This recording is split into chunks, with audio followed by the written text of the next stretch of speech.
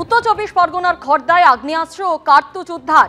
রাতে তল্লাশি অভিযানে উদ্ধার 4টি আগ্নেয়াস্ত্র, উদ্ধার 9mm পিস্তল ও দেশি বন্দুক। বিস্তারিত জানিয়েছেন আমাদের প্রতিনিধি ময়ূখ ঠাকুর চক্রবর্তী। আমরা এই মুহূর্তে রয়েছি পানিহাটি পুরসভার 7 নম্বর ওয়ার্ডে মৌলানা সেলিম রোডে এবং আমার সামনে যে বাড়ি আমরা দেখাচ্ছি এই বাড়িতে নাইম আনসারি তিনি থাকেন। গতকাল রাতে এখানেই খড়দা থানা এবং কামারহাটি থানা তারা জয়েন্টলি একটা তল্লাশি অভিযান চালায় এবং বিপুল অস্ত্র এই বাড়ির ভেতর থেকে রিকভারি হয়েছে।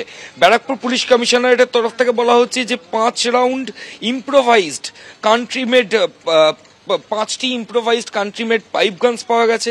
এছাড়াও 4 রাউন্ড 8mm লাইভ অ্যামুনিশনস পাওয়া গেছে, 5 রাউন্ড .38 লাইভ অ্যামুনিশনস পাওয়া গেছে, 3 রাউন্ড 7.62mm লাইভ যে অ্যামুনিশনস সেটা পাওয়া গেছে এবং 1 রাউন্ড .318 লাইভ অ্যামুনিশনস সেটাও ওই বাড়ি থেকে রিকভারি হয়েছে।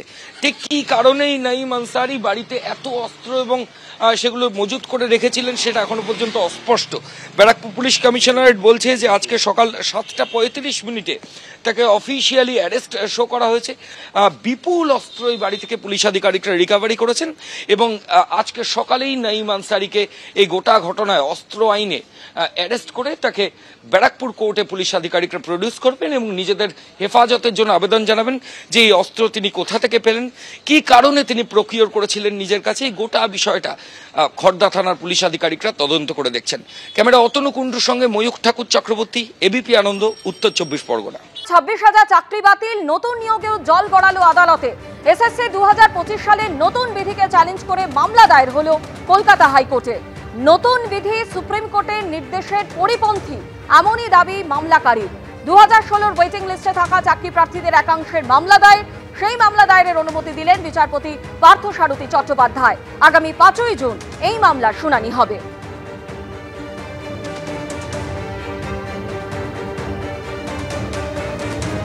নতুন বিধি সুপ্রিম কোর্টের নির্দেশের পরিপন্থী এমনই দাবি জানিয়ে মামলা করা হয়েছে, মামলা দায়ের হয়েছে। 2016 ওয়েটিং লিস্টে থাকা চাকরি প্রার্থীদের একাংশের মামলা দায়ের।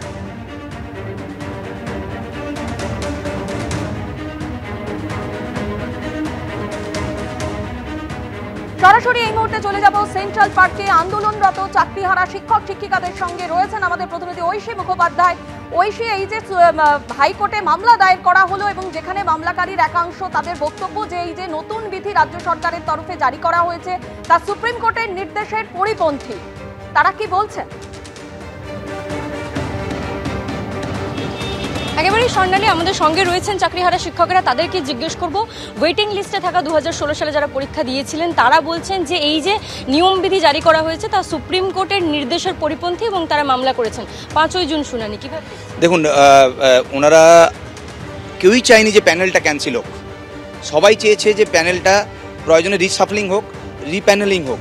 তাতে কি হবে, যারা আমরা শিক্ষকরা বৈধভাবে যোগ্যতার সঙ্গে স্কুলে চাকরি করছিলাম তারা তাদের চাকরিটা বজায় থাকে এবং যাদের চাকরিটা চুরি হয়েছিল, যারা চাকরি পায়নি ওয়েটিং লিস্টে থেকেছে, তারা ওই অযোগ্যগুলো বেরিয়ে যাওয়ার পর তাদের আবার মানে চাকরিটা যাতে পায়। কিন্তু সমস্যাটা এখানে এমন হয়েছে যে পুরো প্যানেলটাই ক্যান্সেল হয়েছে।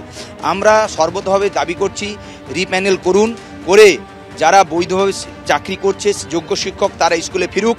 আর যে অবশিষ্ট সিটগুলো খালি হবে, যারা যে সিটগুলো অযোগ্যরা অকুপাই করে রেখেছিল, সেই সিটগুলোতে ওয়েটিং থেকে যারা যোগ্য রয়েছে তাদেরকে চাকরিতে বহাল করা হোক, চাকরিতে জয়েন করানো হোক, তারা চাকরি পাক।